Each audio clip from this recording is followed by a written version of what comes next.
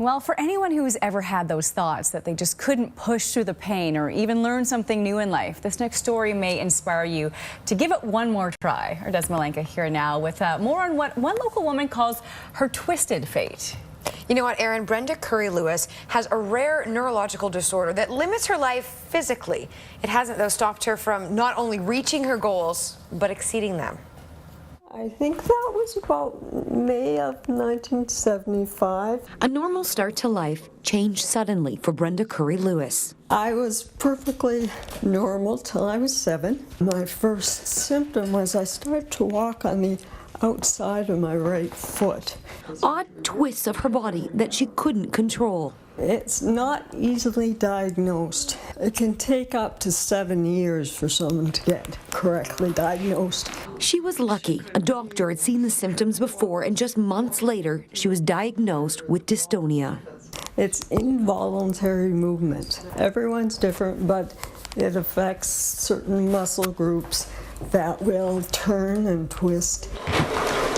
After a while of getting twisted in a certain way, you tend to deform in that way.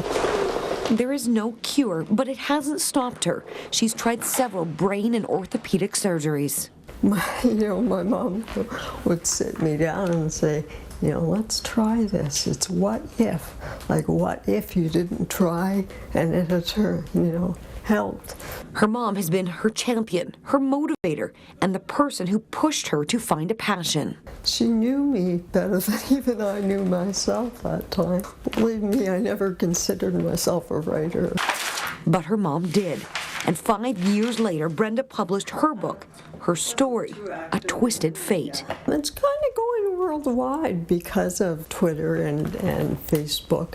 I have a follower in Brazil. Her goal is not just to share her story, but to help bring awareness to her community about a disease that is often undiagnosed. It's kind of giving me a new purpose to my life. Des Malenka, CTV News, Edmonton. Her self-published book, A Twisted Fate, My Life with Dystonia, is available at several local stores and online. You can get that information on our site, edmonton.ctvnews.ca. Just click on news links. And she talked about sort of social media and how that sort of played a role in her book and in her life, and it just opens up so many doors. It really has. It's actually allowed her to reach an audience she didn't even know existed, connecting her with people living with dystonia all over the world. Actually, one man in Finland that read her story was inspired to write a blog and start sharing his story because he read hers. So you never know where it can go, who you can help. It's a great story, Des. Thank you so much. You're very welcome.